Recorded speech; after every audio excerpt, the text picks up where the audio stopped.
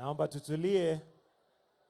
Hivi karibuni tutamkaribisha Rais wa Jamhuri ya Kenya, Daktari William Samoei Ruto, ambaye amekuja akiwa ameambatana na makamu wa rais na naibu mkuu Musalia Mudavadi hapa jimbo la Korogosho.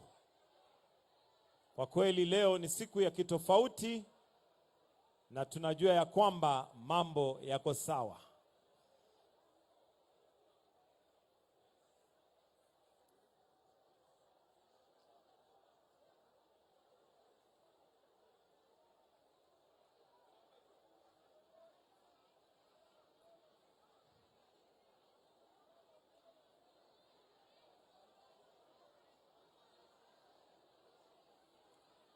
DJ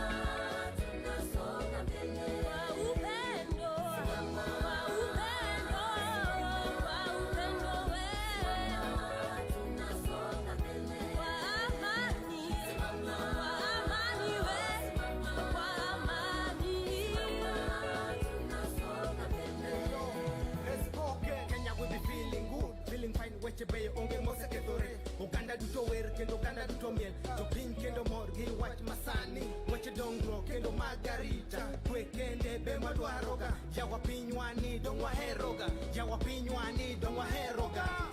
Mimi kama mzalendo wa nchi ya Kenya nina hakika nchi yangu yapendeza.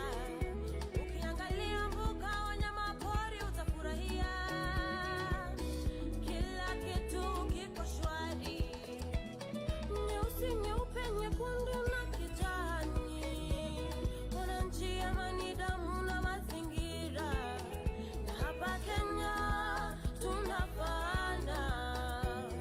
Wakenya wote kweli tupendana.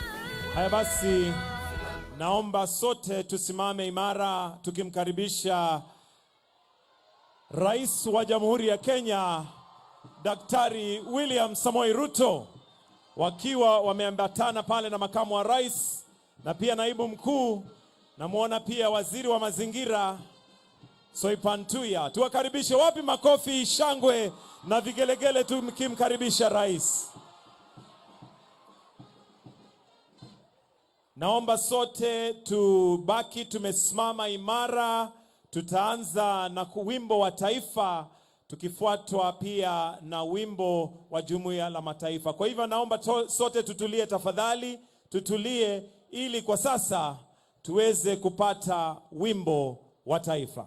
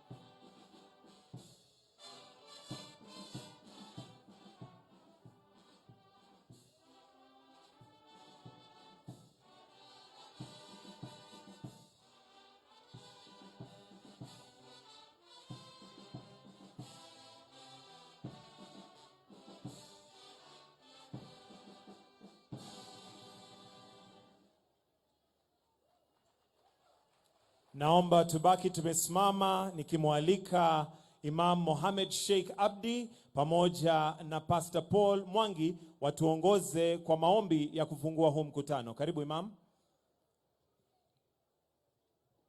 Tukianza na Imam Mohamed Sheikh Abdi akifuatwa na Pastor Paul Mwangi. Karibu. Bismillahirrahmanirrahim. Muumba mbingu na nchi, wenye mfalme yote ni yake, apatia ufalme yake anayetaka na anausha anayetaka, anapatia izza utukufu anayetaka, anadalilisha ile ambayo anataka.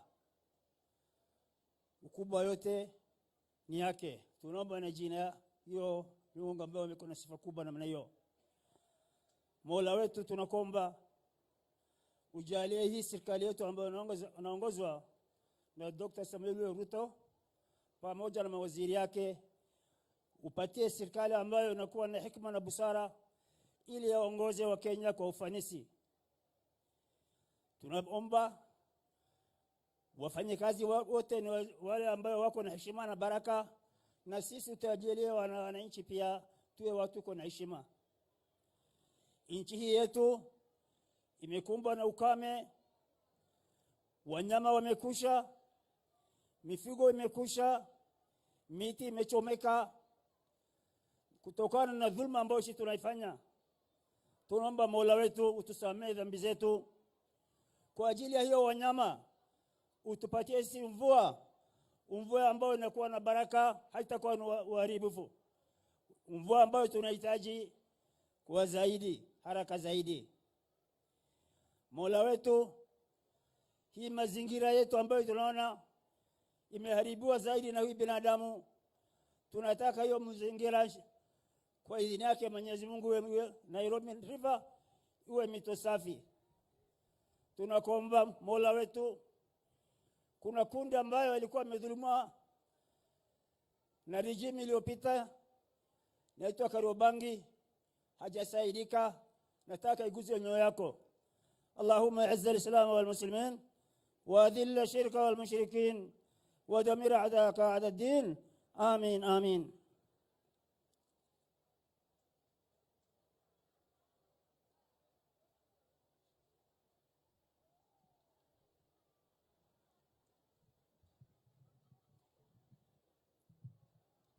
Tuombe. Baba yetu na Mungu wetu ishie juu mbinguni, muumbaji wetu unayehifadhi maisha yetu, unayetulinda, jioni ya leo tumesimama mbele yako kukushukuru kwa sababu hakuna Mungu mwingine kama wewe. Kwa njia ya pekee twatoa shukrani zetu kwa sababu ya kipawa cha uhai na kwa sababu ya kipawa cha mwanao ambaye kupitia kwake tuna wokovu. Jioni ya leo Mungu wetu, tuko mbele zako tukiomba baraka zako za mvua kwa ajili ya kila mmoja wetu na kwa ajili ya taifa letu la Kenya. Tunakushukuru pia kwa sababu ya rais wetu pamoja na mawaziri na wote wanaoongoza pamoja nao, tukiomba baraka zako na hekima yako iweze kuwa juu yao wanapoendelea kutuongoza, ili nchi hii iweze kufikia upeo mkuu na kila mmoja wetu tuweze kufaidika tunapongojea kurudi kwako mara ya pili. Tunakushukuru pia kwa sababu ya ghafla ambayo imetuleta hapa kuzindua tume ambayo itasimamia mto wa Nairobi. Tunaomba tume hiyo ambayo inaziduliwa jioni ya leo, wape hekima ili waweze kufanya kazi ambayo itarejesha mto huo katika hali iliyo nzuri, ili Bwana tuweze kufaidika kwa ajili ya maji yanayotiririka kupitia kwa mto huo. Mahali ambapo tumeenda kinyume cha mapenzi yako kwa kuchafua mazingira pamoja na mito yetu, tunaomba uweze kutusamehe. Uwe pamoja nasi mpaka mwisho, katika jina la Yesu aliye mkombozi wetu. Amen. Naomba tuweze kuketi. Mheshimiwa Rais wa Jamhuri ya Kenya Daktari William Samoei Ruto naibu wa rais Mheshimiwa Rigathi Gachagua, mke wa naibu wa rais Pastor Dorcas Rigathi, waziri mkuu Musalia Mudavadi, gavana wa jimbo la Nairobi Johnston Sakaja, magavana wote ambao walioko hapa, magavana wote walioko hapa, waheshimiwa wabunge wote walioko, maseneta, mawaziri, makatibu wakuu, mabalozi walio hapa leo, wananchi, mabibi na mabwana, hamjambo. Kwa ruhusa yako Mheshimiwa Rais, ningependa nimuite PS wa ugatuzi Madam Teresia Mbaika aje atufungulie kwa hotuba yake. Karibu. Tumpigie makofi tafadhali akija. Karibu.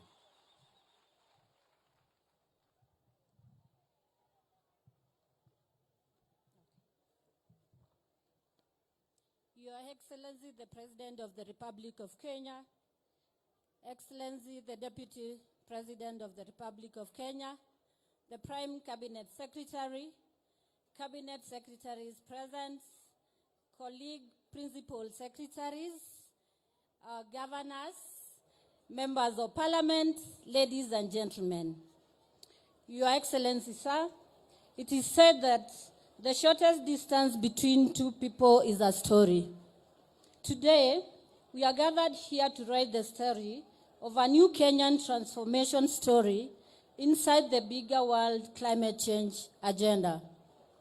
The government of Kenya, as the trustee of the Kenya Heritage, and through Gazette Notice number 14891 of 12th December 2022, established the Nairobi Rivers Commission to spearhead regeneration, protection, beautification of the Nairobi rivers and all the water bodies, and establishing livelihood projects within the boundary of the Nairobi City County. Your Excellency, sir, further, in operation of the authority conferred to His Excellency by the Constitution and the laws of the Republic of Kenya, including the Environmental Management Act and the Climate Change Act, the Commission was established by the national government and placed under the office of the Deputy President of the Republic of Kenya. This was in recognition by the national government of a duty to protect the environment and combat the devastating impact of climate change in Kenya. Your Excellency, sir, the Nairobi Rivers Commission was therefore formed and mandated to consolidate stakeholders, focus on the various programs on Nairobi River, and execute the Nairobi Basin Plan in order to mitigate Nairobi River's degeneration.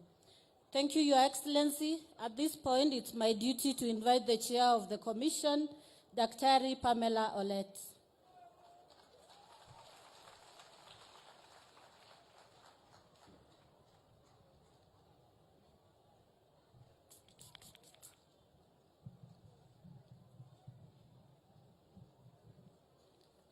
His Excellency, the President of the Republic of Kenya, His Excellency, the Deputy President of the Republic of Kenya, the Prime Cabinet Secretary, His Excellency, if you allow me, my assignment at this point is to introduce to you the commissioners of the Nairobi River Commission. If you allow me, they can come forward.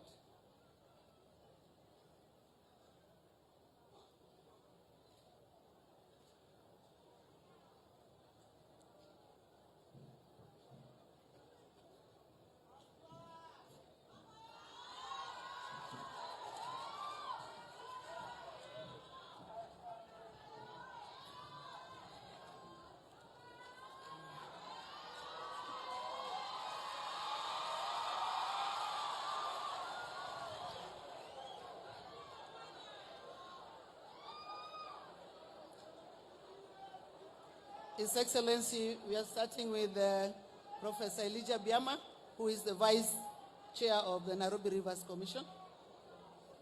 We are followed by Professor Duncan Ojwang. We are followed by Carlota Lago. We have Grace Senewa. We have Elizabeth Mutitu. His Excellency, if you allow me, I will skip one commissioner for now, but I'll introduce Commissioner Muma Musava. Thank you. His Excellency, at this point, I want to make my maiden speech, and if you allow, the down.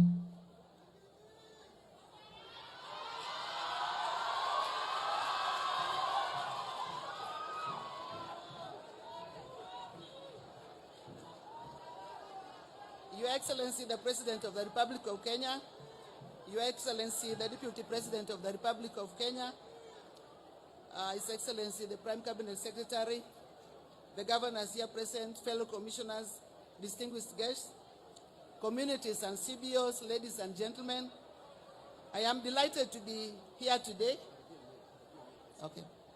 I'm delighted to be here today on this auspicious occasion of the inauguration of the Nairobi Rivers Commission by our President, His Excellency, the President William Samoei Ruto.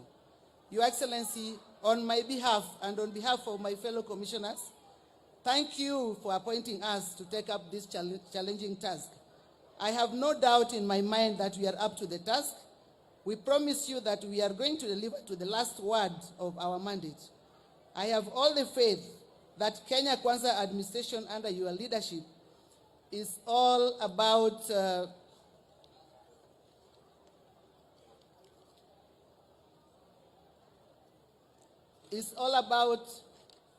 service delivery to the common mwananchi.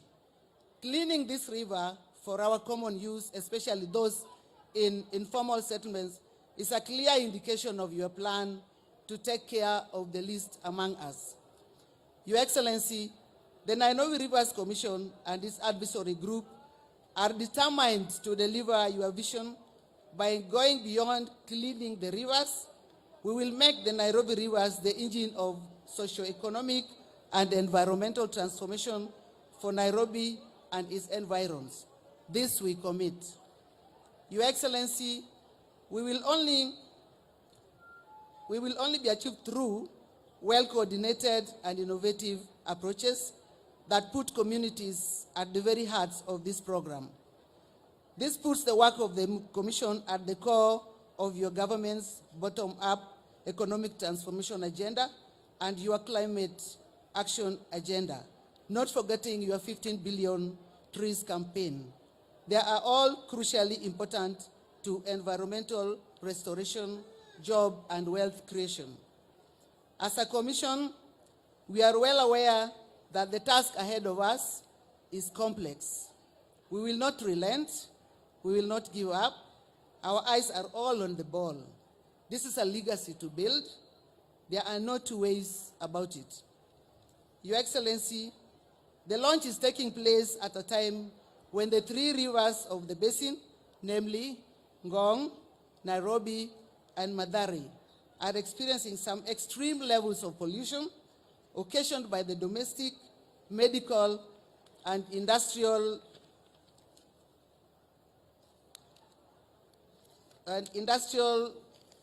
waste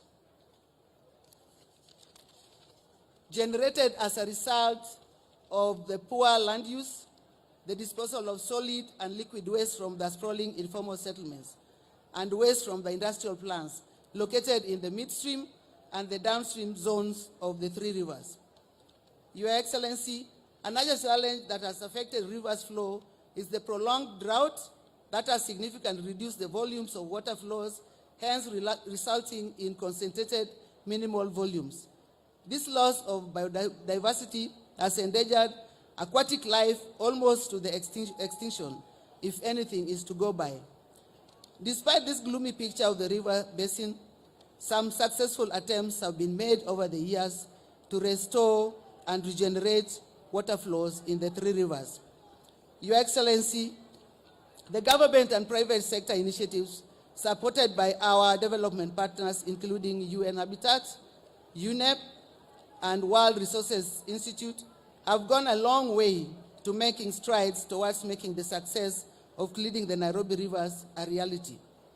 Besides, there have been success stories aimed at the restoration of the quality river and water flows and revival of biodiversity, especially within the midstream zones of the Nairobi River. The most successful initiative started by the Kenya government is that of the now famous Michuki Park, located between the National Museum Hill and the the Globe Cinema roundabout. Your Excellency, the riparian reserves of Nairobi River, tributaries namely Ngong, Mathare, and Nairobi, have been encroached by both formal and informal settlements that lack adequate sanitation and sewerage services. Your Excellency, the restoration and rehabilitation process of the river is an inevitable aspect since it shall help in curbing the pollution issue.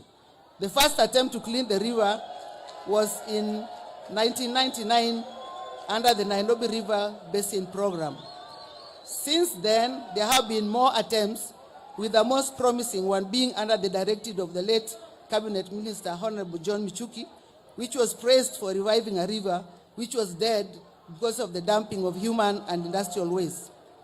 There are recent efforts including construction of wastewater treatment facilities in Dandora, construction of sewer reticulation network, including fecal sludge management infrastructure, and construction of ablution blocks to help improve conditions in informal settlements.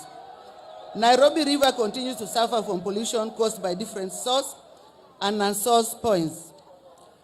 Your Excellency, approximately 50% of the capital city residents live in highly congested, informal, and middle-class settlements, mainly located along the Nairobi River banks.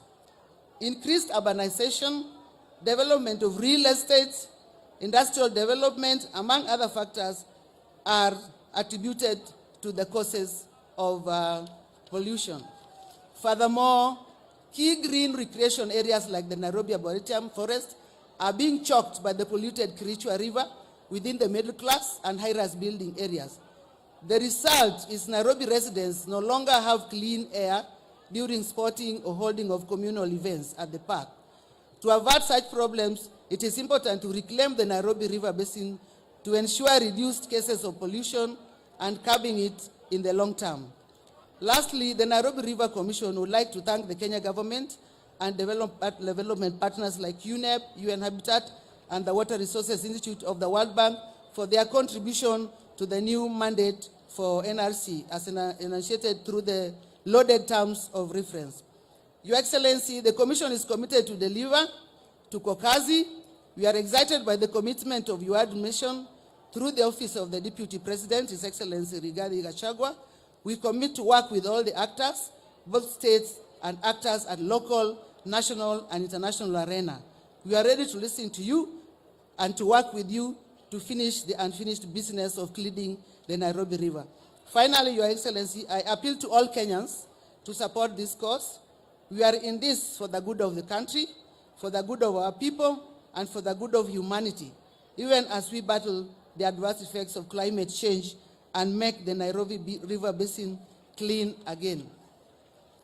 Your Excellency, at this point, I would ask for permission to introduce the advisory board to the Nairobi Rivers Commission and request them to come forward.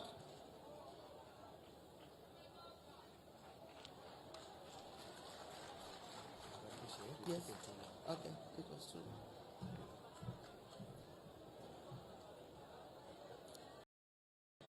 They introduce you? Yes. With me, His Excellency, is the daughter of the late Wangari Maathai. She is Wajira Maathai, representing the World Resources Institute. Next is yes. We also have UNEP here, represented by Dr. Alfred Tooth. Sorry. UN Habitat, sorry. Then followed by Inga Anderson, the Executive Director of UNEP. And then last we have the MD of NEMA. And Excellency, if you allow me, I would request them to make a statement. No?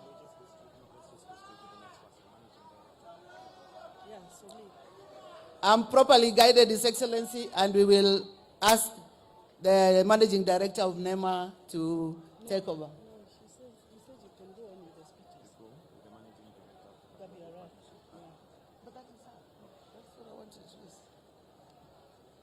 His Excellency, I'm guided again that I was okay to invite the representative of the World Resources Institute to make a statement.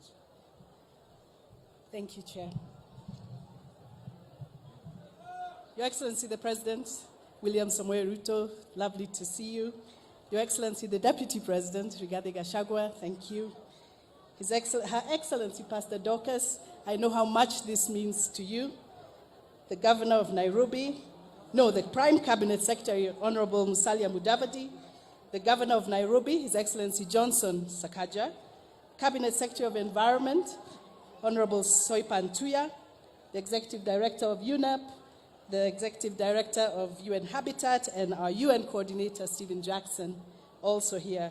Dignitaries, Excellencies, ladies and gentlemen, all protocols observed. Your Excellency, on behalf of the World Resources Institute, I'm truly honored to be here today to launch the Nairobi Rivers Commission. This is a critical step, really, in amplifying the work that local communities, resident communities here have been doing already to restore and revitalize the rivers of Nairobi. I want to thank you and acknowledge your government's commitment to establishing this commission, and actually, most importantly, to providing this high level of political support that is required for this commission to have the muscle to deliver. As a permanent commission with a strong political will and domiciled at the office of His Excellency, the Deputy President, we are nicely set up for success. Now, the communities here in Korogosho are one of the many communities we know have already been rehabilitating Nairobi rivers. We do not have to look far. Yes, please recognize them. We actually don't have to look so far to be inspired. They've created right here the People's Park, vegetable gardens, playgrounds for children, and economic activities like the tree nurseries we just saw. Today we celebrate them. We want to lift their efforts up and consolidate and say that we're actually joining them in upscaling their efforts. In Kenya, we have seen what it takes and what can be done when we collectively protect nature. My late mother, Wangari Maathai, led the women of the Greenbelt movement in planting 4 million trees not too far away here in the Aberdares to protect the primary catchment area for our wonderful city of Nairobi and to improve the quality and the quantity of water. Your Excellencies, ladies and gentlemen, rivers are a very good indicator for the ecosystem health because everything we do outside the river ultimately affects the health of the river, from our homes to industries. The truth of the matter is that rivers themselves are like open books. They will tell the full story of how we are conducting ourselves. What we are doing as communities and as industry, as commercial enterprises, will ultimately reflect in the health of the rivers. Therefore, we must really work at all levels, sectors, and scales outside the rivers of Nairobi to ensure the rivers of Nairobi are healthy. So, Your Excellency, I want to leave us with 3 guidelines that I hope will guide our work as a commission. Number 1, A, arrest. These are the ABCs. A, arrest. We must arrest pollution, contamination, and the destructive activities that affect the health and well-being of communities that actually live along the rivers of Nairobi and beyond. B, basin. I could not be more excited that we are taking, as a commission, a basin approach to this work. You heard it from our chair. What is happening upstream, sooner or later, will find its way downstream. Everything is connected. And C, communities. We must continue to center local communities adjacent to these rivers by working with them, amplifying their voices, investing in them, and scaling up their innovations. Today we planted trees, and all of those trees have to be taken care of. They have to be watered. Indeed, nature-based solutions are good business ideas. So I hope that we will invest in those communities for at least 3 years, that the trees that we planted today will survive. Your Excellencies, ladies and gentlemen, gentlemen, we at the World Resources Institute will remain committed to working with you and supporting and committed as technical partners. We will share our passion and our expertise working in cities as we have in India, Mexico, and Brazil to revitalize those cities. I'm so happy that we are bringing that work right here to Kenya. So of course, this work will not happen overnight. It will be equally challenging as it will be rewarding. But we are committed. We are here for the long run, Your Excellency, the Deputy President, and all the way we will build a lasting legacy together. Thank you. It is a privilege to serve.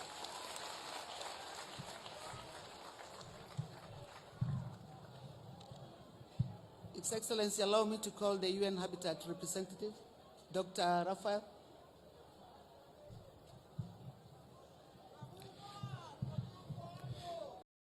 Your Excellency, Daktari William Samoei Ruto, President of the Republic of Kenya, Your Excellency, Rigathi Gachagua, Deputy President of the Republic of Kenya, Honorable Musalia Mudavadi, the Prime Cabinet Secretary, Honorable Soipan Tuja, Cabinet Secretary for Environment, Climate Change and Forestry, and all other Cabinet Secretaries present here, Your Excellency Johnson Sakaja, Governor of Nairobi City County, the Executive Director of UNEP, the UN Resident Coordinator, Wanjira Matai, Dr. Pamela Olet, distinguished guests, colleagues, friends, ladies and gentlemen, gathered here at the People's Park, which is being transformed by the Com Green Solutions. Very good afternoon to you all. I'm standing here on behalf of Maimouna Mod Sharif, Executive Director of UN Habitat, and I'm pleased to join you today for this official launch of the Commission, which demonstrates the dedication and the commitment of the Government of Kenya and partners towards the regeneration of the rivers of Nairobi. The banks of Nairobi rivers are home to over 56% of the Nairobi population, spread across several low and middle income settlements along the basin. The corridors of these rivers host numerous educational institutions and high-value ecosystems, and are hubs of a dynamic informal sector that fuels the city economy. The Nairobi rivers provide an unparalleled advantage, which could be a turning point towards sustainable development. This will ultimately improve urban health and well-being, create decent jobs and ecotourism opportunities. It will enhance biodiversity and support the provision of clean water, sanitation, and waste management. The initiative will also be a catalyst for infrastructure, including affordable housing, non-motorized transport, and green public spaces, particularly within the vulnerable areas. As UN Habitat, we are actively supporting urban generation approach by promoting inclusive, vibrant neighborhoods and communities. Creating social value and connecting urbanization with nature are at the very heart of this initiative. We are therefore greatly pleased to be part of this advisory group together with UNEP, the World Resources Institute, and NEMA.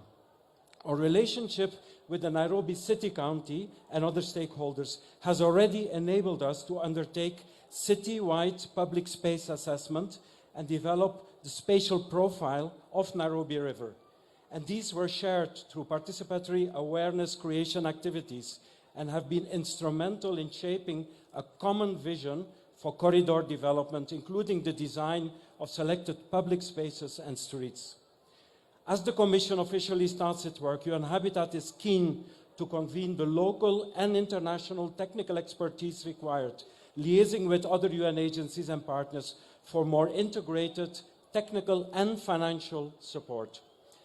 As the United Nations Habitat Assembly will take place in Nairobi in June this year, it's the hope of our Executive Director that the guests of this assembly will have the privilege to discover the changing face of the Nairobi River. Your Excellency, as I conclude, UN Habitat has enjoyed 45 years of collaboration with the Government of Kenya and continues to jointly explore new frontiers towards sustainable urban development. We are grateful for the support accorded by the government over the years and wish to assure you of our commitment to further strengthen our partnership. I also extend my gratitude to all institutions and individuals championing the regeneration of the rivers of Nairobi and call upon all of us to continue working together and deliver as one. Thank you very much.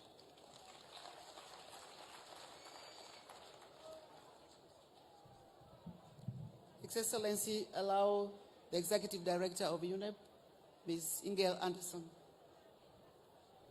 Mr. President, it's an honor to see you here, Mr. Deputy President. What an honor. You have led and shown vision.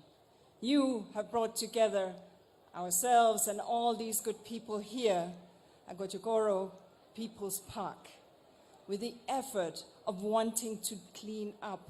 And I listened very carefully to what Wanjira said. We're going to arrest what goes into that river. We're going to deal with the entire basin, and it is going to have to involve the community. Mr. Vice President, late last year, I had the privilege of joining you at the request of His Excellency the President to go to the northern part of your beautiful country, to Garissa. And there we saw what climate change is doing to our world. And there we saw the impacts that this is having. Even though Kenya has done nothing to drive climate change, Kenya is suffering the impacts. And we see that also when we look at water scarcity. We see that when we look at rainfall shortages. We see that when we look at flooding. We see that when we look at changing oceans currents. It is critical that we have climate action, which is why it is so brilliant that this country, later on this year, under the auspices of His Excellency the President, will host an African Union of induced climate summit that will see the world come to Nairobi. Why Nairobi? Well, because this is the environmental capital of the world. This is the place where environmental diplomacy takes place. So climate change, yes. Loss and damage, yes. Obviously, working on the basin level, that is absolutely critical. Cleaning up a basin needs to involve everyone. And we heard from Wanjira, it has to be the politicians like your good selves, who are leaning in and stepping up and making it real. But people who are here, community groups who are here, youth who are here, students who are here, churches and mosques who are here, everyone can make a difference, including obviously private sector.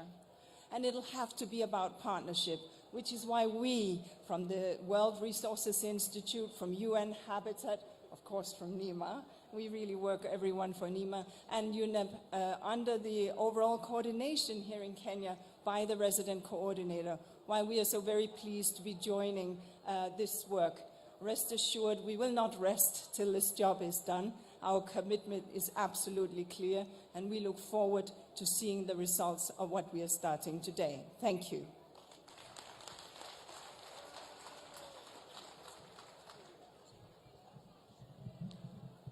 His Excellency, allow me to invite the Governor of Nairobi County to make his remarks.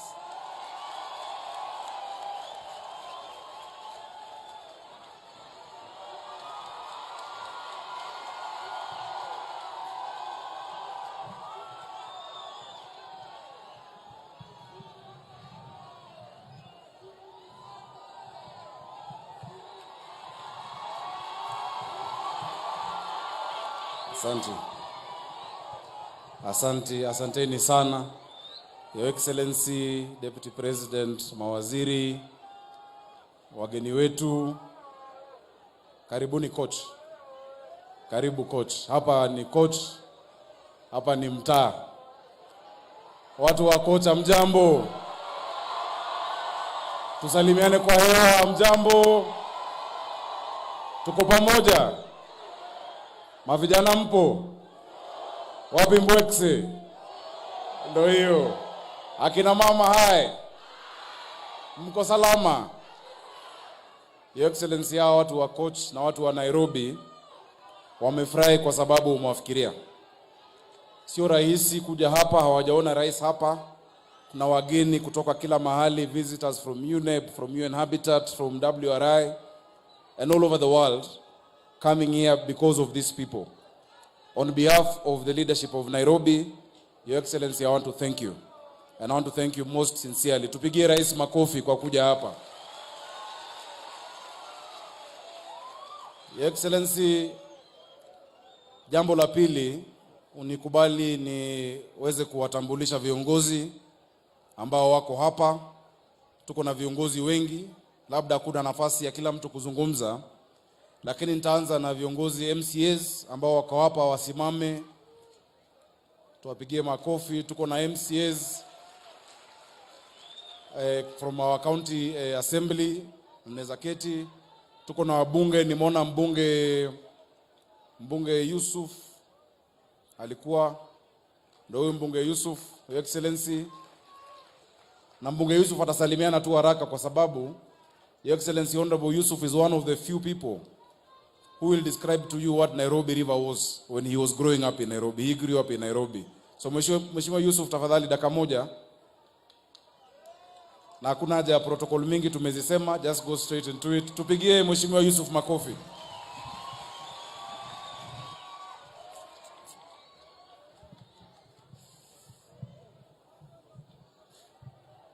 Asante sana gavana wetu, Mheshimiwa Rais, Mheshimiwa Makamu wa Rais, Mheshimiwa Mudavadi, mawaziri, Mheshimiwa dada yangu Soipan, sijakuona, nimekuona sasa hivi, Mheshimiwa Waziri Njeru, ma PSS, wabunge, ma senator, governor wa Mkweni, na all protocols observed.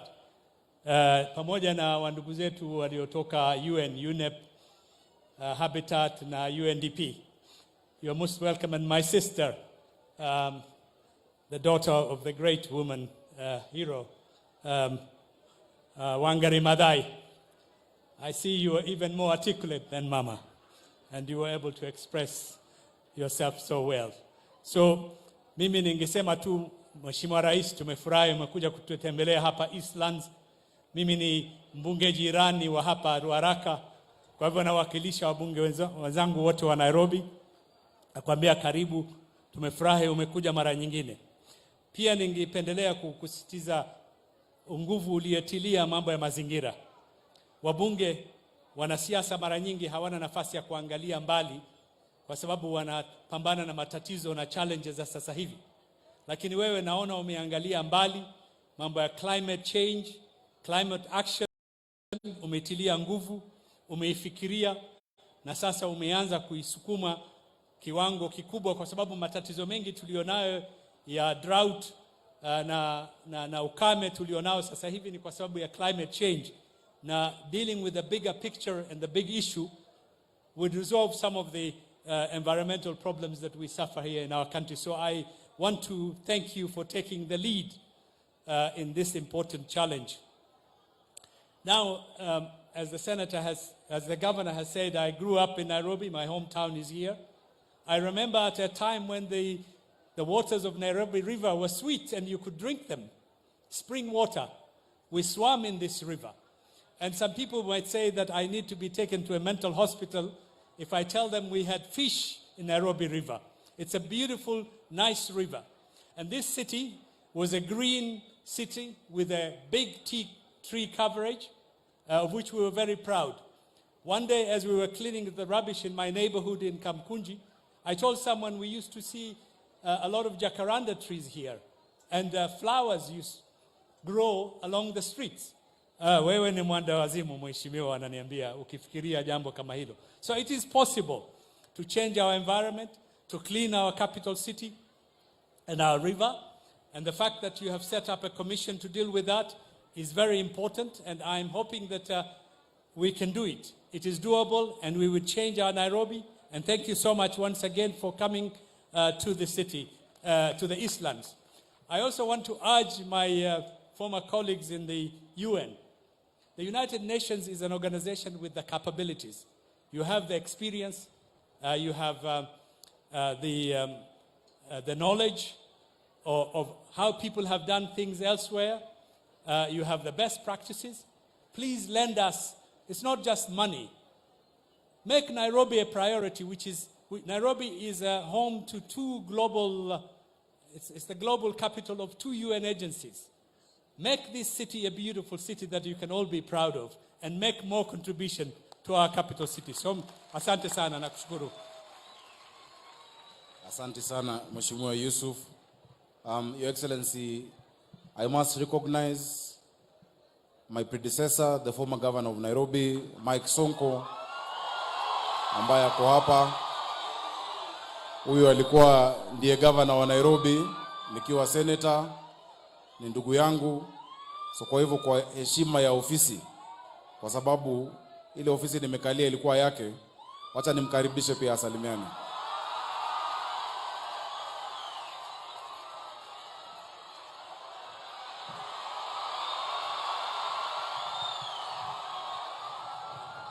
Nairobi! Nairobi! Ruto! Ruto! Riggy G! Riggy G! Sakaja! Sakaja! God is good and all the time. Asanteni sana Mheshimiwa Rais wa Jamhuri ya Kenya Daktari William Samoei Ruto, Mheshimiwa Deputy President Riggy G, mama wetu Dorcas, Prime Minister, PS, Cabinet Secretary, wageni wetu wote na wananchi, hamujambo. Mimi sitaki kuongea mambo mingi, lakini ningependa kushukuru Governor Sakaja kwa kunitambua, kwa kunipatia heshima. Mahali kulikuwa na shida kidogo kidogo, unajua sisi wananchi wakiguswa, basi sisi tunaruka kichwa, tunakuwa wazimu. Lakini ndugu yangu hapa sasa anafanya kazi. Mahali kulikuwa na shida, Mheshimiwa Riggy G alipiga msasa, tumekubali sote kumsupport Sakaja kama governor wa Nairobi. Na mimi ningependa kukuambia governor, hapa Korogocho, hawa vijana wa Com Green, hii community na jamii yote ya Korogocho, ningeomba uwashike mkono. Hawa tulianza kusafisha nao hii mto. Wewe ushikilie mahali nimewachilia. Na unajua Mheshimiwa Rais na Mheshimiwa Deputy President ni watu wanajali maslahi ya mahasla. Na nyinyi vijana, mimi ningeomba vijana mimi naomba mushikilie mkono huyu gavana wetu, mushikilie muunge mkono serikali yetu. Wengine wanapofanya maandamano ya uongo, sisi tunafanya maendeleo ya ukweli. Kwa hivyo mimi leo si siku yangu, rais lazima aongee na wageni wengine waongee. Mheshimiwa Rais, hii jamii ya Korogocho ni jamii ambayo ilidhulumiwa na ile serikali ya ndugu yako ambayo ilienda. Watu walibomolewa mchana, ndio ati jamii fulani wajenge estate fulani si yao, sijui itoke hapa. Kwa hivyo Mheshimiwa Rais, tunaomba kwa Islam ya Korogocho, unapofanya ile agenda yako ya affordable housing, ufikirie watu wa Korogocho pia Mheshimiwa Rais. Na wale pia waliwachwa bila makao.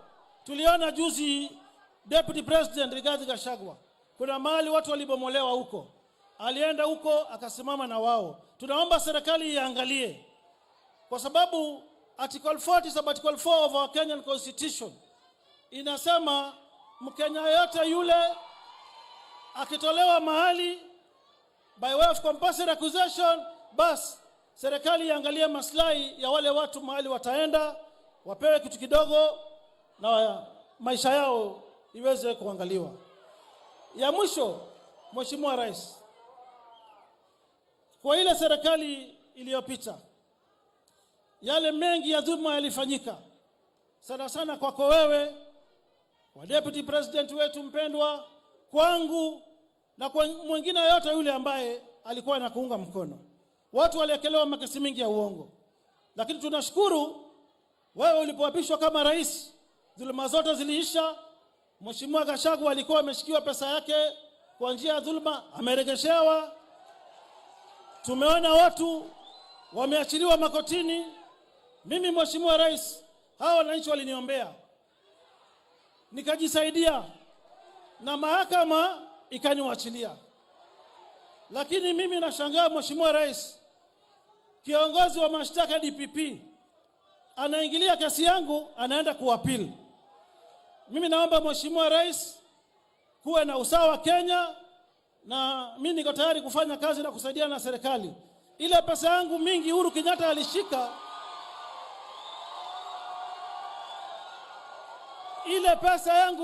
alishika, basi nisaidie hata mimi niregeshewe kama Gachagua, niweze kusaidia serikali, tusaidiane na hawa vijana.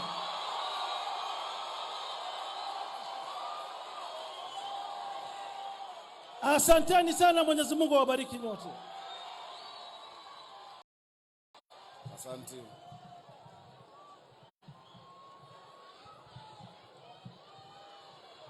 Aya. Your Excellency, hapa miongoni mwetu kwa sababu effects ya mto wa Nairobi River. In fact, I'd just like to add to what the UNEP director said, that you have to go to the north to see climate change. You don't have to go to the north to see the effects of climate change. Right now, as we speak, Your Excellency, the biggest source of water to Nairobi, which is Nakaine Dam, is at 50%. Meaning, even the program that we've worked on very hard, Your Excellency, on Northern Collector, even if we complete it tomorrow, we can't commission because it comes from flood waters. The waters from the catchment areas going to our rivers have dried up. So the effects are being felt today. And which is why we also have amongst us my good friend and my brother from Makueni County. Your Excellency, we've done a big project called Thwake that has been done by the national government. When it's completed, we are sending poison to Thwake, because the rivers that lead there come from the Nairobi River, becomes Athi, all our tributaries. Allow me to recognize Governor Mutula Kilonzo from Makueni County, Mutula Kilonzo Jr., and allow him to say one thing. Karibu Governor, karibu Kanairo. Thank you. Asante. Thank you. Mambo? Mko sawa? Thank you. To Your Excellency the President, the Deputy President, Tokas, our friends, Musalia Mudavadi, members of Parliament, MCAs, leaders present. This is a momentous occasion, Your Excellency the President. In climatic terms, we call this climate justice. This water that is black in Korogosho is green in Machakos, is green in Makueni. The innocent children in Machakos and Makueni are swimming. The innocent people in Machakos are farming. The food is coming to Nairobi. We are consuming poison. Your Excellency the President, if there's one thing that you will do as a legacy, is to make sure we have a clean river. In my youth, and this gentleman can confirm, my friend Governor Sakaja, this river had fish and this river had lobsters. But Your Excellency, the commission, this one, you need to give them helmets, you need to give them bulletproof cars. Kwa sababu wale watu ambao wanaharibu mto huu ni mabwenyenye, si hawa mahasla.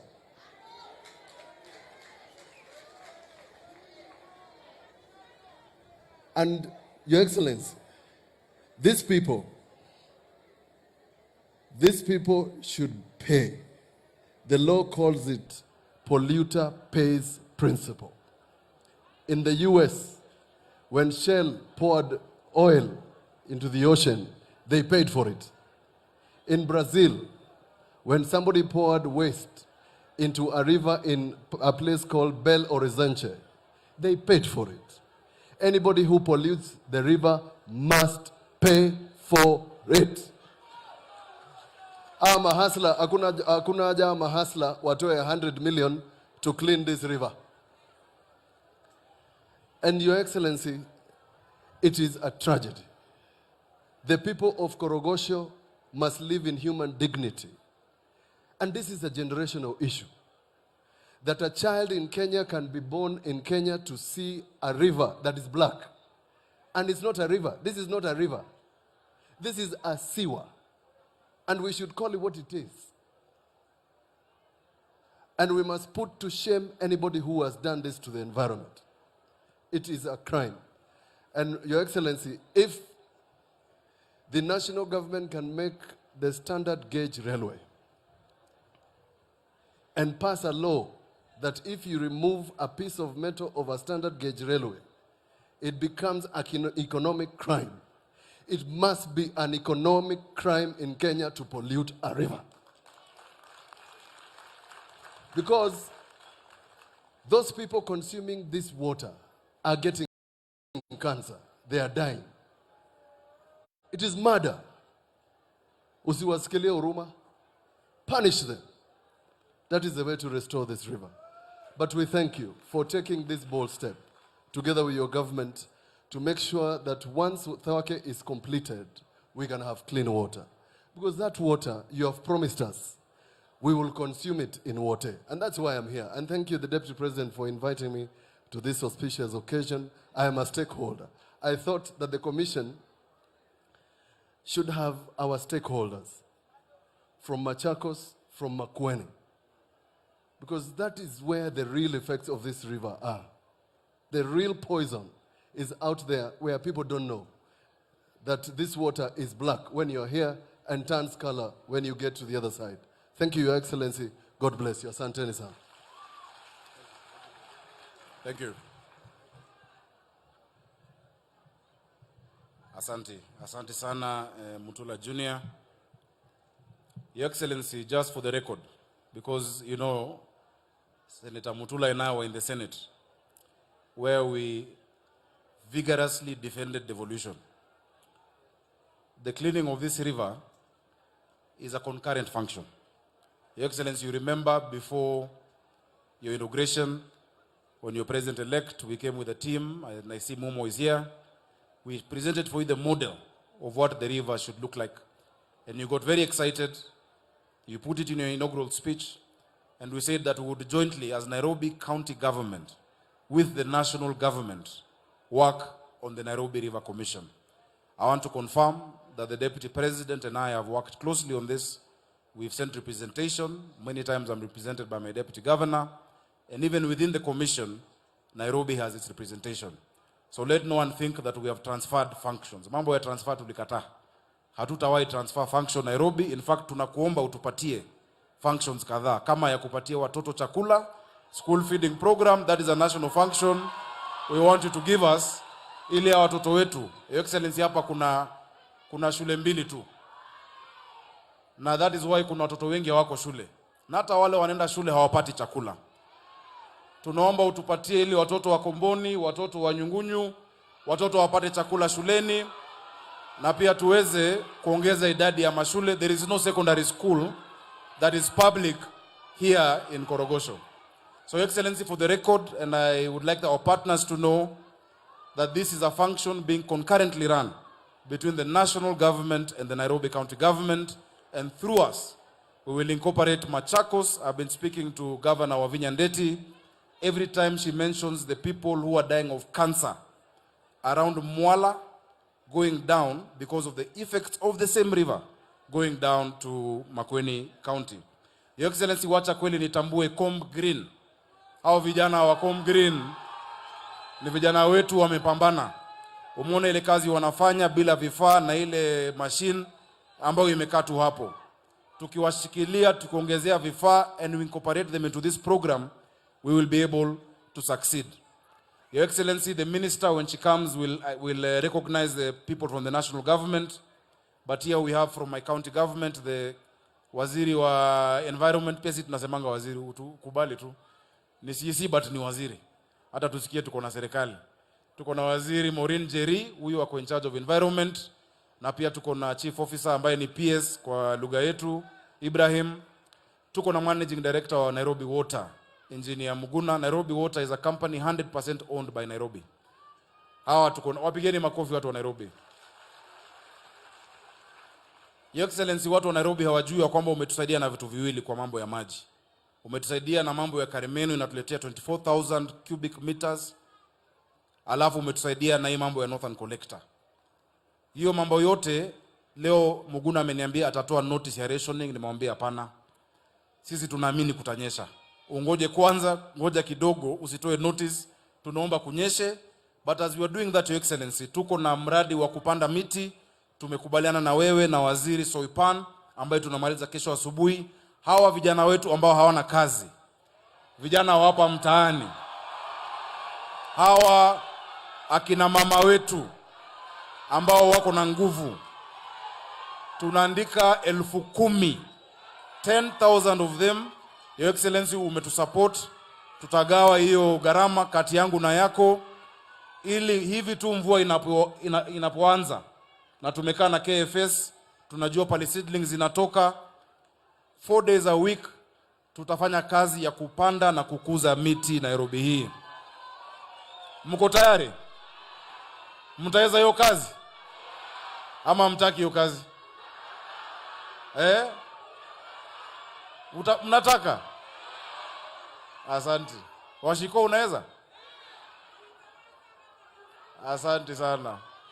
Your Excellency, as I go to conclude, this work is really important to us.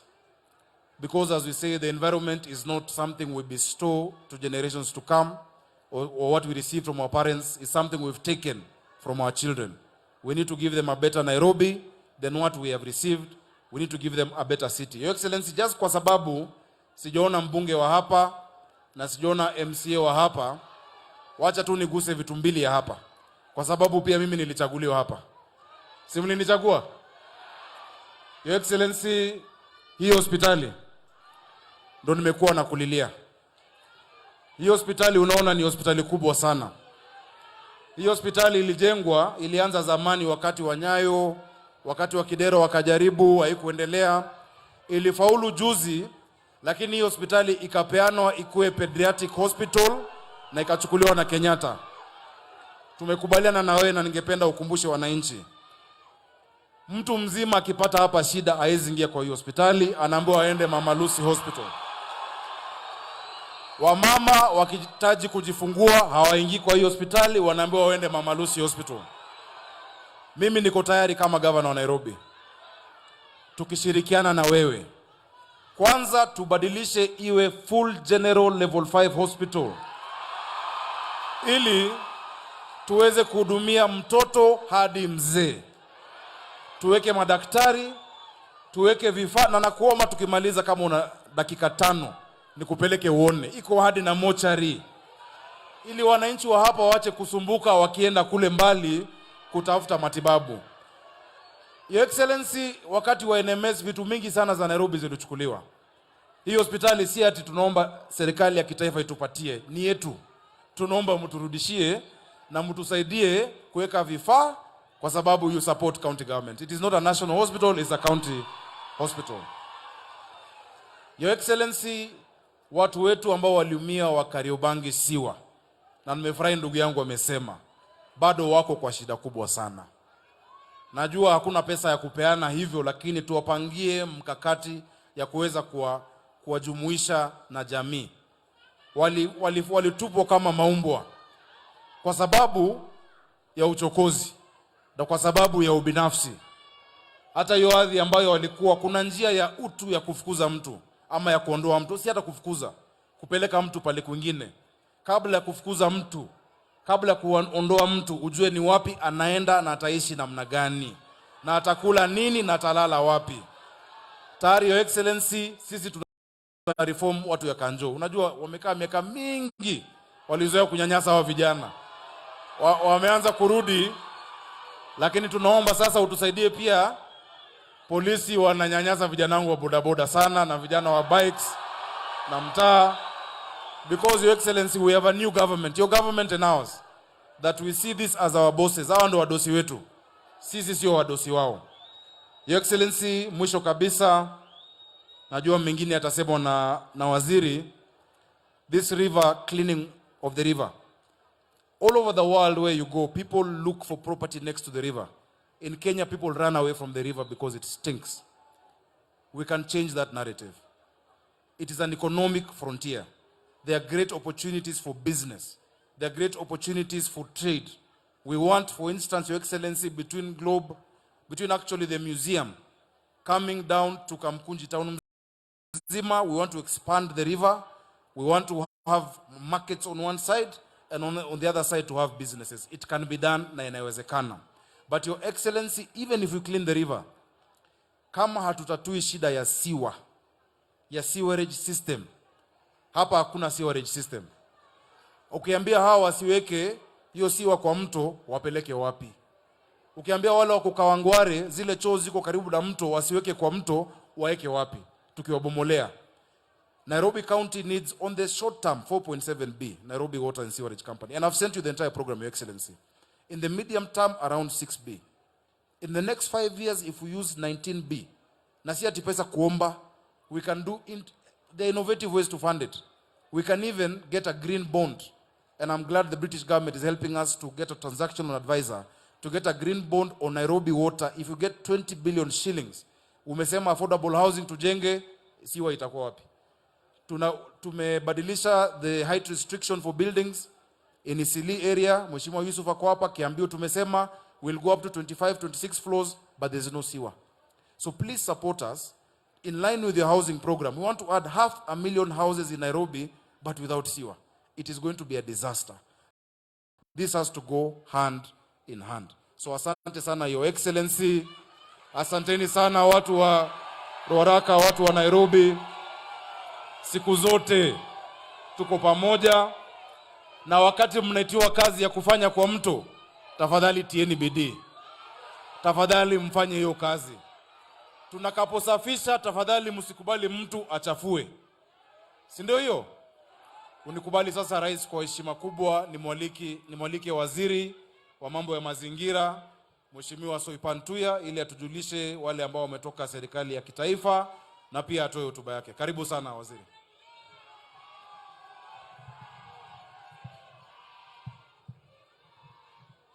Thank you very much, Your Excellency, the President, Your Excellency, the Deputy President, Your Excellency, Mama Dorcas Rigathi, Your Excellency, the Prime Cabinet Secretaries, Cabinet colleagues, permanent Principal Secretaries, our valued partners, the Executive Director for UNEP, the Executive Director for UN Habitat, WRI, Honorable Members of Parliament, the Governor of Nairobi, the Governor of Makueni, na wananchi wako chamjambo.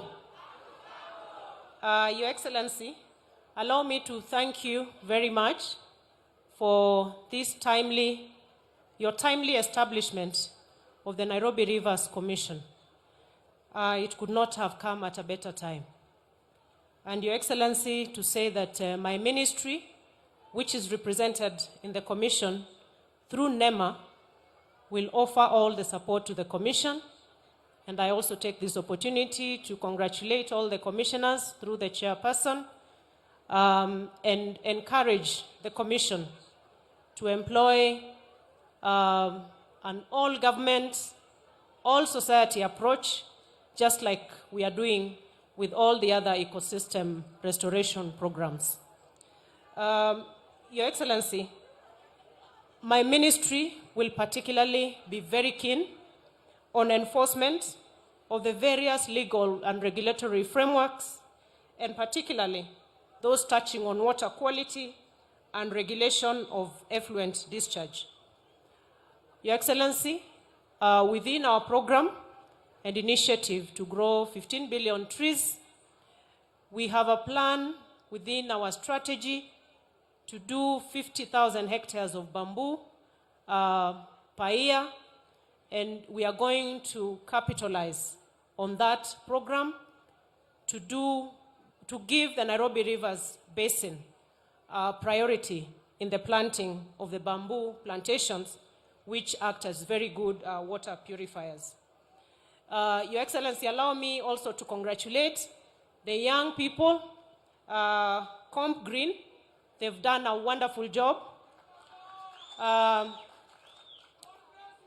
Tunawapongeza sana vijana, na kama vile governor amesema, kesho tunamalizia mpangilio wa kuweza kujadiliana mambo ya Green Army.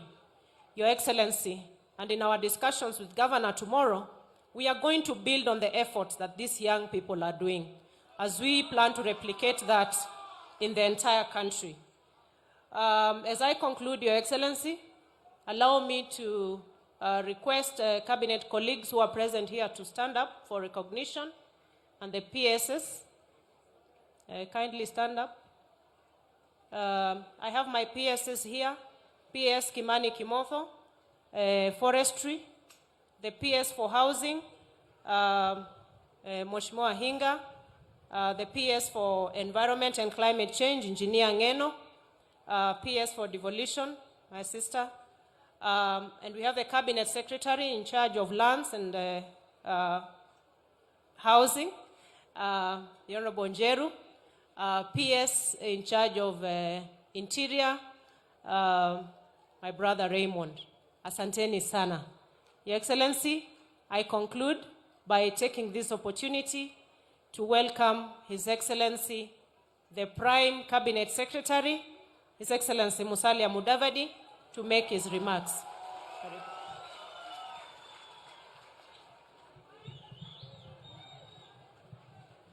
Mheshimiwa Rais wa Jamhuri ya Kenya, Mheshimiwa William Samoei Ruto, Mheshimiwa Naibu wa Rais Rigathi Gachagua, Mama Dorcas, wenyeji wa Nairobi wakiongozwa na Governor Sakaja, ndugu na dada wa Korogocho, hamjambo. Yangu yatakuwa mafupi sana ili nipeane nafasi tumusikize rais ambaye ni mgeni wetu wa heshima siku ya leo.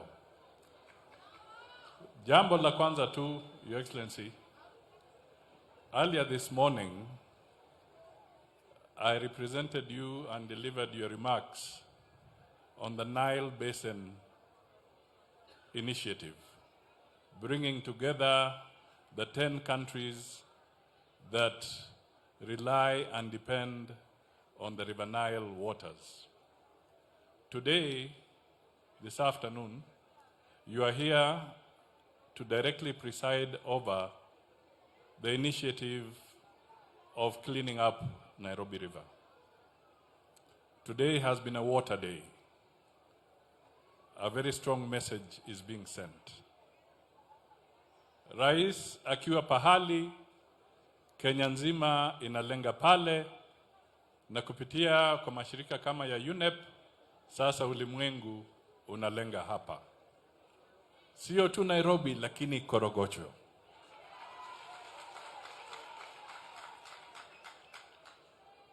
Jambo la pili, mimi nataka niseme, kwa sababu nimepata nafasi, vile Mheshimiwa Governor Makueni ametaja, nimepata nafasi kuruka na ndege na kufata mto huu. Mto huu unaanza na gray, unakuwa black, na hatimaye unakuwa green. Yaani ile algae inashika kule chini, na watu wanakunywa, mifugo zinakunywa, hayo maji yanatumika kupalilia mimea, na sasa tunaanza kuona magonjwa ya aina mbalimbali yakitusumbua. Kwa hivyo kuna jukumu kubwa kama wa Kenya tushirikiane. La tatu na la mwisho,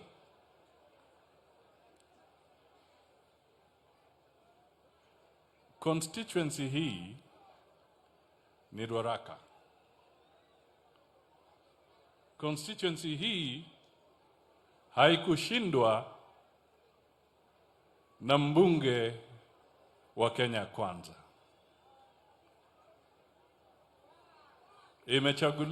Walichagua mbunge wao kwa hiari yao. Lakini rais wa Jamhuri ya Kenya na naibu wake na serikali yake wakiandamana na wadhamini kutoka ng'ambo wamekuja hadi kwa constituency ambayo haikuchukuliwa na mbunge wa Kenya Kwanza.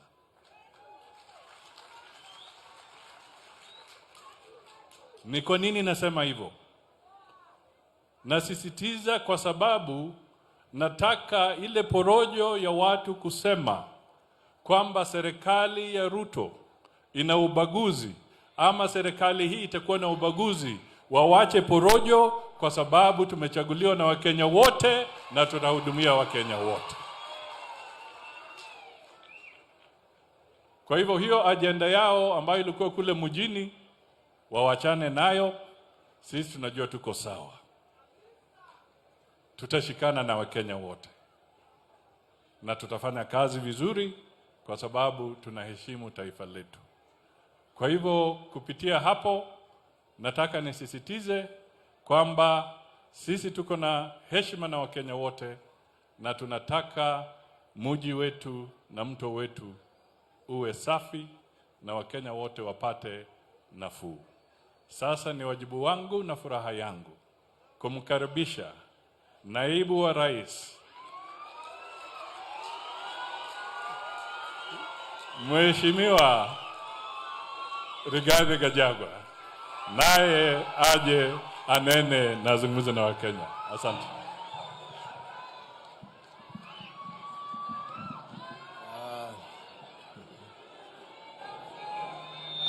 Kiongozi wetu ambaye ni Rais wa Jamhuri ya Kenya, Daktari William Samoei Ruto, Private Cabinet Secretary, mawaziri, our development partners, watu ya Korogosho, hamjambo? God is good and all the time. Munisalimie kwa hewa. Bwana Yesu asifiwe. Bwana Yesu asifiwe tena. Korogosho hoi. Muko sawa? Happy New Year. Mumefurahia kuona rais wetu wa Jamhuri ya Kenya anaitwa nani? Na ndio huyu ameketi hapa. Mnamtambua hamtambui? Wangapi wanamtambua kama rais wa Jamhuri ya Kenya? Tunasikia wengine wako pale wanapiga kelele wanasema hamtambui. Mnamtambua hamtambui? Basi mambo iko namna hiyo. Rais wetu, kiongozi wetu, tunasema asanti kwa wewe kupata nafasi kufika hapa ndio tuzidue Nairobi Rivers Commission ambayo uliteua mwisho ya mwaka uliopita kusaidia kusafisha huu mto wa Nairobi. Your Excellency, you assembled a competent team of men and women, serious professionals whom we have been working with, and I can tell you with confidence that they have a plan, and we have been working with the development partners who are going to be technical experts in this program. And Your Excellency, is all systems go. Wewe mwenyewe umesema unataka hii kazi ianze, na vile umeweka haya maneno kwa ofisi yangu na kuhakikishia kwamba from time to time nitakuwa natembelea huu mradi kuhakikisha ya kwamba unaendelea vile inatakikana. Vile tunataka kuuliza commission and our development partners, we request you to put resources and expertise in this commission so that we can enlarge our capacity by adding value and we work together. Tunaomba pia commission and all those who are going to put resources, ile kazi yote ambaye itafanywa katika kusafisha mto huu ipatiwe hawa wananchi ndio pia waweze kupata riziki. I want to confirm to the commissioners and our development partners that our president is very committed to the cleaning up of this river. Every day he asks me the progress. So I am well aware of where he places the importance of this exercise. And I urge all of you to work with commitment and hard work. Nikimalizia vile waziri wetu mkuu amesema, sisi huyu rais wetu ametuambia na tumekubali, kwa sababu ndio kiongozi wetu, ya kwamba hii Kenya yote ni yetu. Wale wote ambaye walimpigia kura, wale hawakumpigia, wote ni wa Kenya na atawafanyia kazi. Na yeye akiwa kiongozi wa nchi ataendelea hiyo kazi. Na mimi nikiwa kiongozi wa UDA naendelea kushughulikia watu ya UDA, naye rais anashughulikia watu ya Kenya. Your Excellency, tukiwa hapa tunataka tuseme. Tumesema tukiwa pale Kericho na tunarudia. Kazi ya maendeleo itafanyika kila pahali Jamhuri ya Kenya. Hapa Korogocho, juzi tulikuwa Nyanza, mipango ya maendeleo. Kwa sababu kila Mkenya analipa kodi. Lakini wale wafanyikazi wa kumsaidia rais, atatafuta wale ambaye wanakubali na kuamini the bottom-up economic transformation agenda, kwa sababu ndio wanaelewa ajenda yake. Kwa sababu lazima utapata wale viongozi, wale wa kukusaidia ni wale wanaelewa ajenda yako, ndio uweze kupata progress katika kazi ya Kenya. Kwa hivyo watu ya Korogocho, tutakuwa hapa. Mimi mwenyewe nitakuja kuhakikisha ya kwamba mmepewa kazi kwa hii mto, ndio kila Saturday mnapata pesa ya kujisaidia. Tumekubaliana? Tumekubaliana? Kwa hayo mengi, ningetaka kwa heshima kubwa nimuulize msimame, tumukaribishe Rais wa Jamhuri ya Kenya, Mheshimiwa William Samoei Ruto. Mheshimiwa Rais. Aya. Korogosho wa mjambo. Korogosho wa mjambo. Mambo. Bwana Yesu asifiwe. Asanteni, tuketi chini. Wale tulio na viti.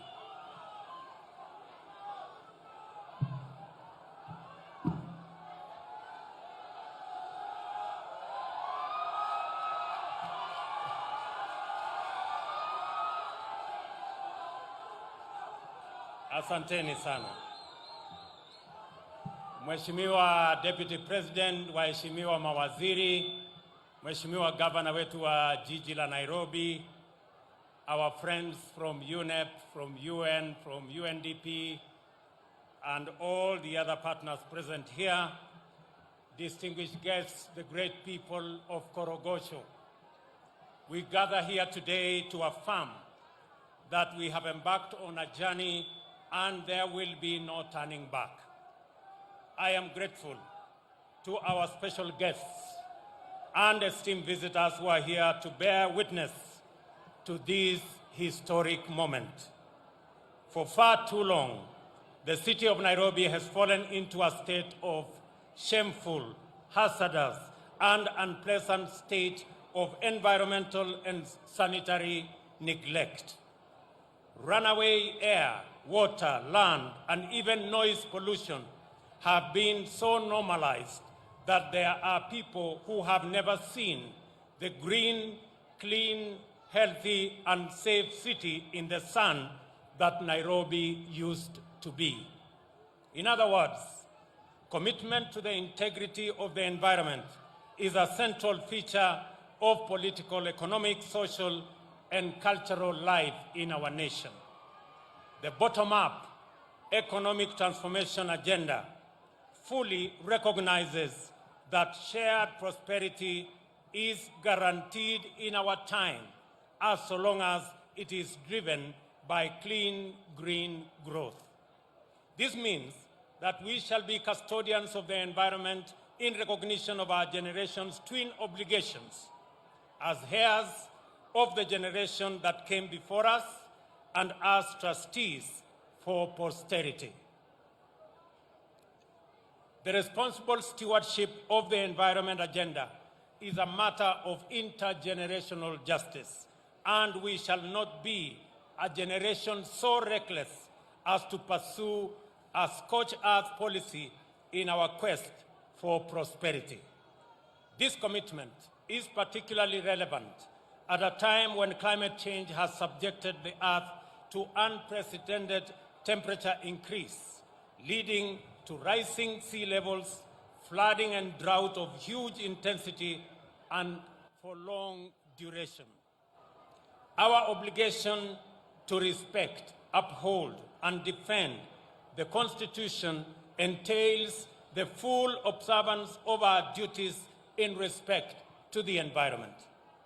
The measure of this commitment can only be the entrenchment of our agenda for clean green growth, the restoration of degraded landscapes and ecosystems, including forests and river basins.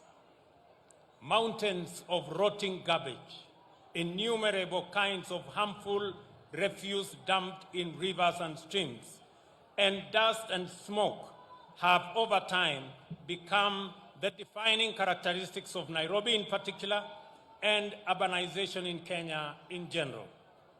This state of affairs has led to various undesirable developments. The centralization of heavy metals and assorted toxins in the soil, air, and water has reached dangerous levels, putting the well-being of residents in great jeopardy. The story of the governor of Makueni tells it all. Nothing symbolizes the regrettable environmental degradation in our city better than Nairobi rivers, which have become channels of murky and toxic streams and not the fresh, clear, cool waters. Once the rivers abound with variety of aquatic life that is non-existent today. To put Nairobi and its river basin's ecologically crisis in perspective, let us recall that the city is an anglicized pronunciation of Enkare Nyarobe, which in Kimasai means the river of cool waters. For the Maasai, a famous pastoral community, this name was not only a fair description, but also high praise for a river basin where Morans watered their herds and flock with absolute confidence that pollution and toxicity were non-existent. Today, no one, not even the most reckless among us, can dare so much as taste the water in any stream in Nairobi river system. It is discolored, smelly, often corrosive and toxic. This state of affairs must come to an end, and the unsafe and unhealthy environmental situation must be corrected to restore Nairobi to its true identity.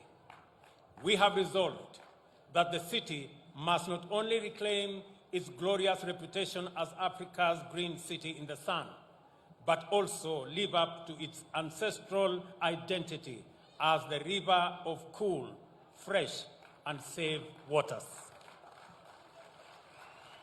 This commitment is emphatic and unambiguous. Kenya's National Development Blueprint is categorical that the shared prosperity we must pursue has to be attained in a clean and secure environment. The preamble to our Constitution has made it clear that a shared consciousness of our respect for the environment is our heritage and collective determination to sustain it for the benefit of future generations. For this reason, the right of every person to a clean and healthy environment is affirmed. Article 42 of our Constitution gives the right to protect the environment for the benefit of the present and future generations, and also to have environmental obligations. A few weeks ago, I presided over the commencement of activities to restore the Ngong Forest Complex, which is the source of many rivers that form the Nairobi Rivers Basin. Our national program to plant 15 billion trees by 2032 will restore many river sources and catchment areas. The work we are inaugurating today advances this restoration and rehabilitation agenda so that the water flowing in our rivers may begin to support a profusion of aquatic life again. This portion of the cleaning and greening campaign is of special personal significance to me. My research project for my master's degree documented significant changes in water quality due to pollution of the wetlands in Nairobi National Park. I therefore recommended conservation measures to bring pollution under control in my thesis. A number of stakeholders have worked hard over the years to do precisely this work. From 2000, UNEP undertook the Nairobi River Basin Project. In 2019, UNEP again collaborated with the Rotary Club under the Adopt a River initiative, which is still going on. Likewise, the UN Habitat, in collaboration with the government, undertook the Nairobi River Regeneration Initiative. Finally, the National Environmental Management Authority has been implementing the Urban Rivers Regeneration Program since 2019. Despite this commendable work, the Nairobi River Basin ecosystem has not regenerated sufficiently to sustain aquatic life, and much work remains to be done to turn murky streams into rivers of cool water. The Nairobi Rivers Commission represents a fresh, resolute, and substantive effort to supplement, complement, catalyze, and accelerate all previous efforts to enable Nairobi live up to the promise of its name and recapture its reputation as the clean, green city in the sun. As things stand today, we all know that Nairobi is the city in the garbage. The Commission is inclusive, participatory, and collaborative, and represents collective action on a major scale and with representation from various multi-stakeholder groups. And I want to ask my deputy to include representatives from the county of Machakos and the county of Makueni, so that they too can make input into this great program, either as co-opted members or members in whatever other form, to make sure that this project is cross-county, as the governor has said earlier. The Commission also has an advisory group made up of UN Habitat, UNEP, World Resources Institute, development partners, and private sector organizations. With this new impetus, the aspiration to make Nairobi Rivers Basin viable and the water clean is virtually guaranteed to happen very rapidly. The people of Nairobi are finally able to give themselves, hopefully, clean rivers.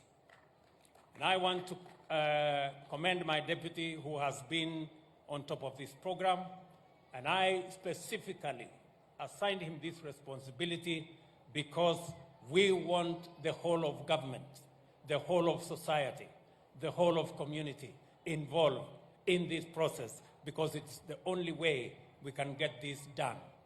Let me also reiterate that the project we are, pengine niseme kwa Kiswahili, hii mpango ya Nairobi Rivers Commission, kwanza nataka niwapongeze vijana wengi sehemu nyingi katika mji wetu wa Nairobi kwa ile kazi tayari wanafanya kusafisha mito yetu ya Nairobi. Ile takataka wanaokota na ile kazi yote wanafanya ili kufanya mji wetu wa Nairobi iwe ni mji msafi. Mimi nataka niwaeleze wote ya kwamba tutafanya kazi pamoja na nyinyi. This commission, as I have said, has not come to replace any stakeholder who is doing something at the moment about the cleaning and greening of our city. But we have come to complement, we have come to collaborate, we have come to accelerate so that we can achieve this in a shorter time by involving everybody. Let me also say, for the avoidance of doubt, that the government of Kenya, under the Ministry of Environment, is partnering with the County of Nairobi so that we can hire 12,770 young people and women in Nairobi City. From the 15th of next month, they are going to participate in the cleaning and greening and especially growing trees in the city of Nairobi. We are partnering because we believe that this is an all-of-government program that involves both the national and the county government. The governor, the senator, the women rep, all members of parliament, all members of county assembly will participate in ensuring that at least 150 young people and women in every ward are identified for this assignment so that we can work together going into the future. Let me also assure you that those who are currently pouring sewage into our rivers will shortly have no excuse. Because, just to respond with what Vile Sakaja amesema, kwamba tuko na mpango kamili. Tulikuwa na mpango ya kujenga manyumba Kenya. Hiyo mpango ilikwama pale nyuma kwa sababu ya kukosa focus. Tumeanzisha hiyo mradi sasa, tayari nyumba 29,000 tunajenga hapa Nairobi. Na nimesema wakati tunajenga hizo manyumba hapa Nairobi, nafasi ya ajira kama ni nafasi 70,000, vijana wa mitaa watajumuishwa katika kazi hiyo ya kujenga manyumba zetu. Tumesema vile vile vijana ambao wanafanya kazi ya jua kali, wale wanajenga madirisha, wale wanajenga milango, wale wanafanya kazi hiyo ingine yote ambayo inahitajika katika shughuli hiyo, wawe ni vijana ambao wanapatikana katika kila sehemu. Kama manyumba inajengwa Nairobi, na watu wa Nairobi ndio watashughulika na hiyo kazi ya kujenga hiyo manyumba. Vile vile tumekubaliana ya kwamba wakati tunajenga hizo manyumba lazima pia kuwe na sewage system. Na mimi nataka niwatangazie watu wa Nairobi, tayari tuko na mradi wa bilioni 22 ya sewage ya Nairobi City.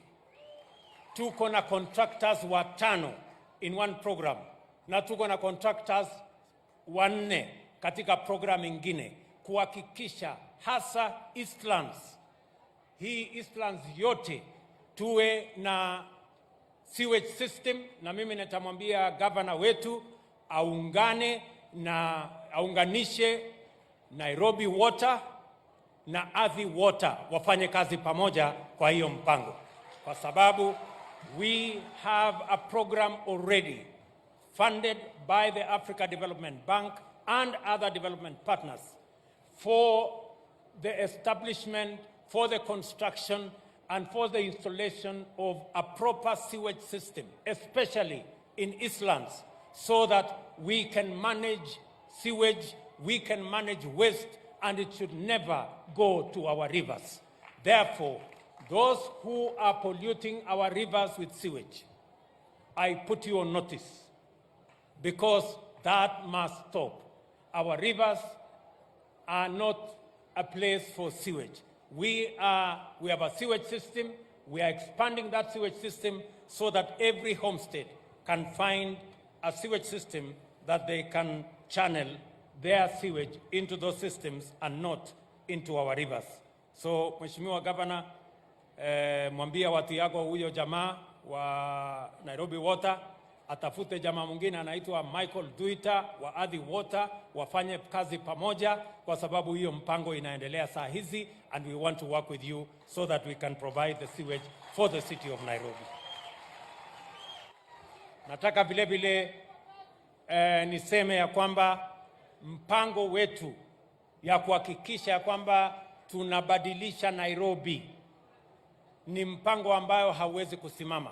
hata wakati tunapanga sasa hii mambo ya kusafisha mito yetu, tunataka every place, hasa nimeona hapa Coach, wale watu wote wanaishi kando kando ya hiyo mito, nyumba zenu tutawajengea nyumba mpya ambaye mtaishi kule. We are going to make sure that this regeneration program of our rivers will include the regeneration of our housing development in those areas. Kwa hivyo nimekuta jamaa pale alikuwa anaishi kwa nyumba kidogo iko mabati sijui namna gani. Mimi nataka nimwambie huyo jamaa na wale wengine wote ya kwamba mpango wetu wa housing pale tutawajengea nyumba, mutalipa shilingi 3,000 peke yake kila mwezi, na baada ya miaka 15 hiyo nyumba inakuwa yako, sio ya kukodesha na kulipa. Nyinyi mnanielewa? Tunaelewana? Nairobi tunaelewana? Na hiyo kazi tutafanya kwa sababu mumetupatia nafasi ya kushughulika na hiyo kazi. Gavana pia amezungumza kuhusu hii hospitali ambaye ilianzishwa karibu miaka 25 iliyopita. Mimi nataka niwaeleze ya kwamba hii hospitali in the next 1 month, hii hospitali itafanya kazi kwa wananchi wote.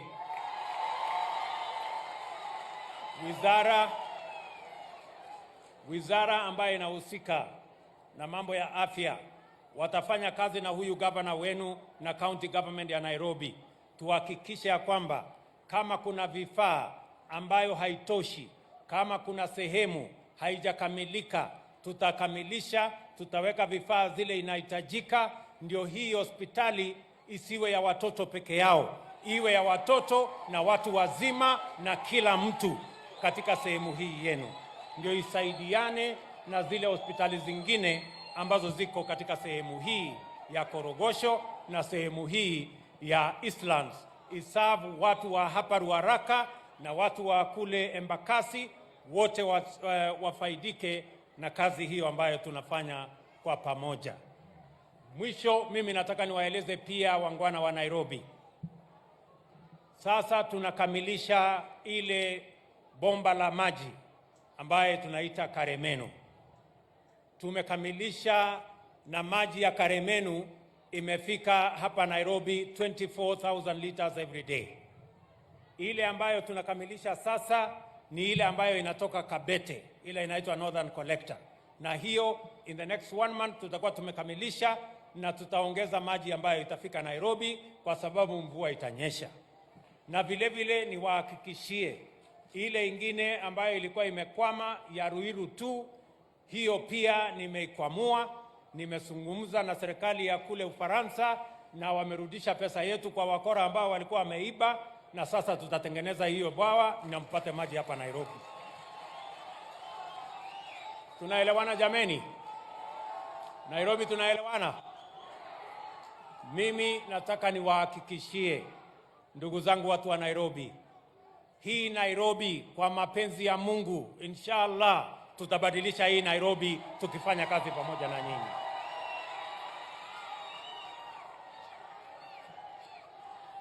Musikue na wasiwasi ya kwamba eti kutaenda hivi, eti kutaenda vile. Mimi nataka niwahakikishie mambo ya uchaguzi na viongozi tulimaliza tarehe 9 mwezi wa 8. Ile kazi imebaki sasa sio ya vyeo na mamlaka ya viongozi tena. Ile kazi tuko nayo sasa ni ya wananchi hawa.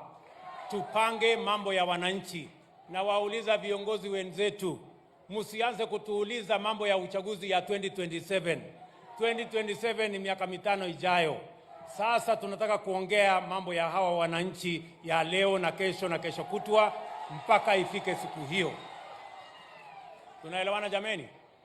Mimi nauliza nyinyi watu wa Korogosho, mnataka tuendelee kuongea mambo ya viongozi, nani yako na kiti, nani hajapata, nani alikosa?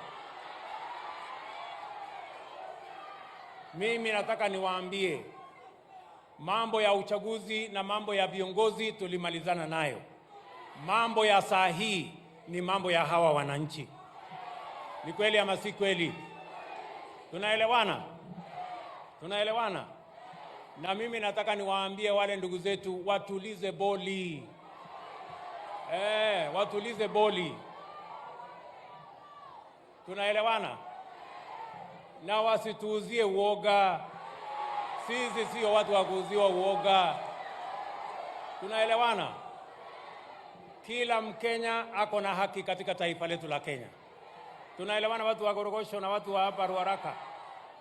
Sisi malengo yetu, mpango yetu ni kuhakikisha kwamba Kenya inaenda mbele. Na mimi nataka niwaambie wale majamaa. Tunaelewana? Niwaambie nisiwaambie? Niwaambie nisiwaambie? Nataka niwaambie wale majamaa. Nyinyi mulikuwa na miaka 5 ya handshake na mambo yenu. Bei ya unga ikafika shilingi 230. Saa hii tumeteremusha imefika 180. Watupatie nafasi itakuja 140. Watupatie nafasi itakuja 120. Wawache kimbelembele walikuwa na nafasi yao wakaharibu. Mimi nataka niwaambie wale majamaa. Na waambia wale majamaa walituacha na madeni kibao. Karibu nchi yetu iteleze ingie mahali ambapo ya kukwama. Saa hizi tumeanza kupunguza madeni.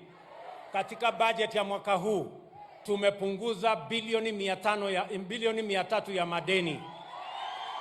Hata wale walikuwa wametufungia katika masoko ya kitaifa, katika international financial institutions, saa hizi hata interest rate ambayo ilikuwa imefika 17%, saa hizi tumeteremusha imefika less than 10% kwa ile soko ya kimataifa.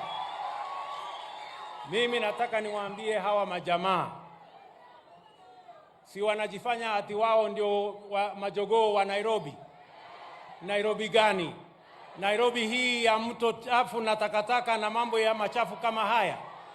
Mimi nataka niwaambie watupatie nafasi, tufakie chafu ya Nairobi, tuondoe takataka na sewage kwa Nairobi River, tuwaonyeshe vile city ya Nairobi inafaa kukaa, sio ile city wamezoea ya takataka na chafu na sewage.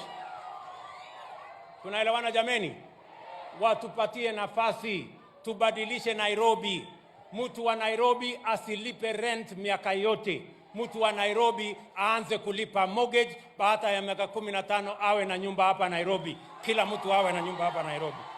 That is the city we want. Tunaelewana jameni? Kwa hivyo hawa jamaa watulize boli. Ama mnasemaje? Ati wanataka kututisha na maandamano. Watafanya maandamano mpaka watachoka.